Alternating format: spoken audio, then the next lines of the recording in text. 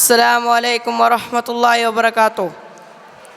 ಗೌರವಾನ್ವಿತ ಉಸ್ತಾದರೇ, ಅದೇ ಥರ ನನ್ನ ಸಹೋದರರೇ, ನಾವು ವಾಸಿಸುತ್ತಿರುವಂತಹ ಭಾರತ ಒಂದು ಸುಂದರವಾದ ದೇಶವಾಗಿದೆ. ಬ್ರಿಟಿಷರು ಇಲ್ಲಿಗೆ ಬಂದು ವ್ಯಾಪಾರವನ್ನು ಮಾಡಿ ವಹಿವಾಟುಗಳನ್ನು ಅಭಿವೃದ್ಧಿಗೊಳಿಸಿರುವ ಸೌಹಾರ್ದ ಭಾರತದ ಸುಂದರ ಇತಿಹಾಸದ ಚಿತ್ರಣವಾಗಿದೆ. ನಾವು ಈಗ ವಾಸಿಸುವಂಥ ಭಾರತದ ಇತಿಹಾಸವನ್ನು ನಾನು ನಿಮಗೆ ತಿಳಿಸಲಿದ್ದೇನೆ. ಅದಕ್ಕೂ ಮುಂಚಿತವಾಗಿ ಇತಿಹಾಸ ಎಂದರೆ ಏನೆಂದು ತಿಳಿದುಕೊಳ್ಳೋಣ. ಗತಿಸಿ ಹೋದ ಘಟನೆಯನ್ನು ಇತಿಹಾಸ ಎನ್ನುವರು. ಭಾರತದ ಇತಿಹಾಸ ಎನ್ನುವಾಗ ಮೊದಲಿಗೆ ನೆನಪಾಗುವುದು ಬ್ರಿಟಿಷರು. ಈ ಬ್ರಿಟಿಷರು ಭಾರತಕ್ಕೆ ಹೇಗೆ ಬಂದರು? ಭಾರತದಲ್ಲಿದ್ದಂಥ ರಾಜರುಗಳನ್ನು ಮೂರ್ಖರನ್ನಾಗಿಸಿ ಅವರಿಂದಲೇ ವ್ಯಾಪಾರ ಮಾಡಲು ಹೇಗೆ ಅಪ್ಪಣೆಯನ್ನು ಪಡೆದುಕೊಂಡರು? ಕೇವಲ ವ್ಯಾಪಾರಕ್ಕಾಗಿ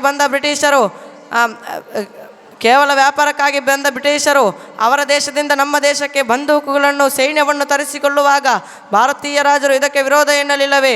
ಹೀಗೆ ಬ್ರಿಟಿಷರು ಇಡೀ ಭಾರತವನ್ನು ತನ್ನ ಕೈವಶ ಮಾಡಿಕೊಂಡರೆಂಬ ಪೂರ್ತಿ ಇತಿಹಾಸವನ್ನು ನಾನು ನಿಮಗೆ ತಿಳಿಸಿದ್ದೇನೆ. ಆಗಿನ ಕಾಲದಲ್ಲಿ ಯುರೋಪ್ನಲ್ಲಿ ದವಸ ಧಾನ್ಯಗಳಿಗೆ, ಮಸಾಲ ಪದಾರ್ಥಗಳಿಗೆ ಅತಿ ಹೆಚ್ಚು ಬೇಡಿಕೆ ಇತ್ತು. ಇದರಿಂದ ಅಲ್ಲಿನ ವ್ಯಾಪಾರಿಗಳು ದವಸ ಧಾನ್ಯಗಳು, ಮಸಾಲ ಪದಾರ್ಥಗಳು ಎಲ್ಲೆಲ್ಲಿ ಸಿಗುತ್ತದೆ ಎಂದು ಹುಡುಕಾಡಲು ಶುರು ಮಾಡುತ್ತಾರೆ. ಆಗ 1497ರಲ್ಲಿ ಪೋರ್ಚುಗೀಸಿನವನಾದ ವಾಸ್ಕೋ ಡ ಗಾಮನು ಭಾರತಕ್ಕೆ ಹೇಗೆ ಬರಬಹುದೆಂದು ಯೋಚಿಸಿ ಸಮುದ್ರ ಮಾರ್ಗವನ್ನು ಕಂಡುಹಿಡಿಯುತ್ತಾನೆ. ಹೀಗೆ ಬ್ರಿಟಿಷರಿಗಿಂತ ಮುಂಚಿತವಾಗಿ ಪೋರ್ಚುಗೀಸರು ಭಾರತಕ್ಕೆ ಬಂದು ಕೆಲವು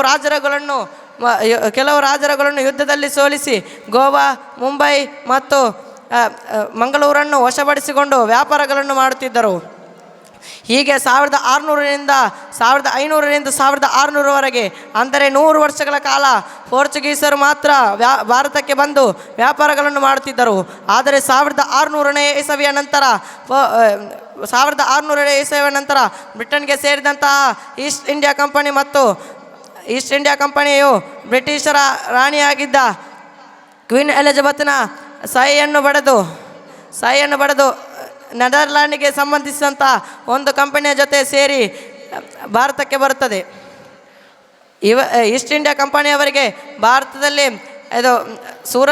ಭಾರತದ ಸೂರತ್ ಎಂಬಲ್ಲಿ ಅವರ ವ್ಯಾಪಾರಗಳನ್ನು ಮಾಡಿಕೊಳ್ಳಲು ಅನುಮತಿಯನ್ನು ನೀಡಿದ್ದು ಆಗ ಮೊಘಲ್ ಸಾಮ್ರಾಜ್ಯವನ್ನು ಆಳುತ್ತಿದ್ದಂತಹ ಜಹಾಂಗೀರ್. ಇಲ್ಲಿ ನೀವು ಗಮನಿಸುವುದಾದರೆ 1500ರಿಂದ 1600ರವರೆಗೆ ಪೋರ್ಚುಗೀಸರು ಮಾತ್ರ ಭಾರತಕ್ಕೆ ಬಂದು ದವಸ ಧಾನ್ಯಗಳನ್ನು ಅತಿ ಕಡಿಮೆ ಬೆಲೆಗೆ ಭಾರತೀಯರಿಂದ ಖರೀದಿ ಮಾಡಿ ಅತಿ ಹೆಚ್ಚು ಆದಾಯವನ್ನು ಗಳಿಸುತ್ತಿದ್ದರು. ಆದರೆ 1600ನೇ ಇಸವಿಯ ನಂತರ ಬ್ರಿಟಿಷರ ಈಸ್ಟ್ ಇಂಡಿಯಾ ಕಂಪನಿ ಮತ್ತು ಡಚ್ ಕಂಪನಿ ಎರಡೂ ಕಂಪನಿಯು ಕೂಡ ಭಾರತಕ್ಕೆ ಬಂದಾಗ ಭಾರತದಲ್ಲಿದ್ದಂಥ ಮಸಾಲ ಪದಾರ್ಥಗಳು, ದವಸ ಧಾನ್ಯಗಳಿಗೆ ಇನ್ನೂ ಕೂಡ ಬೇಡಿಕೆ ಹೆಚ್ಚಾಯಿತು. ಇದರಿಂದ ಈ 3 ಕಂಪನಿಗಳ ನಡುವೆ ಪೈಪೋಟಿ ಹುಟ್ಟಿಕೊಂಡಿತು. ಆಗ ಡಚ್ ಕಂಪನಿಯವರು ಪೋರ್ಚುಗೀಸರ ವ್ಯಾಪಾರಗಳಿಗೆ ನಷ್ಟವಾಗುವ ಥರ ಒಂದು ಉಪಾಯವನ್ನು ಮಾಡಿ ಅವರ ವ್ಯಾಪಾರಗಳಿಗೆ ಅತಿ ದೊಡ್ಡ ಹೊಡೆತವನ್ನು ಕೊಟ್ಟರು. ಆಗ ಬ್ರಿಟಿಷರು ಡಚ್ ಕಂಪನಿಯವರ ಜೊತೆ ಒಂದು ಒಪ್ಪಂದವನ್ನು ಮಾಡಿದರು. ಆ ಒಪ್ಪಂದದ ಪ್ರಕಾರ ಭಾರತದಲ್ಲಿದ್ದಂಥ ಎಲ್ಲ ವ್ಯಾಪಾರ ವಹಿವಾಟುಗಳನ್ನು ಈಸ್ಟ್ ಇಂಡಿಯಾ ಕಂಪನಿ ನೋಡಿಕೊಳ್ಳುವುದಾಗಿರುತ್ತದೆ. ಹೀಗೆ ಭಾರತದಲ್ಲಿದ್ದಂತಹ ದವಸ ಧಾನ್ಯಗಳು, ಮಸಾಲ ಪದಾರ್ಥಗಳು, ಕಾಟನ್ ಮತ್ತು ಸಿಲ್ಕ್ ಮುಂತಾದವುಗಳನ್ನು ಬ್ರಿಟಿಷರು ಮಾತ್ರ ತೆಗೆದುಕೊಂಡು ಹೋಗಿ ವ್ಯಾಪಾರವನ್ನು ಮಾಡುತ್ತಿದ್ದರು. ಆಗ 1664ರಲ್ಲಿ ಫ್ರೆಂಚರು ಕೂಡ ಭಾರತಕ್ಕೆ ವ್ಯಾಪಾರವನ್ನು ಮಾಡಲು ಬಂದಾಗ ಭಾರತದ ಎಲ್ಲ ಕಡೆಗಳಲ್ಲೂ ಬ್ರಿಟಿಷರು ವ್ಯಾಪಾರ ಮಾಡುತ್ತಿರುವುದರಿಂದ ಬ್ರಿಟಿಷರನ್ನು ವ್ಯಾಪಾರದಲ್ಲಿ ಸೋಲಿಸೋಕೆ ಆಗುವುದಿಲ್ಲ ಎಂಬುದನ್ನು ಫ್ರೆಂಚರು ಅರಿತುಕೊಂಡರು.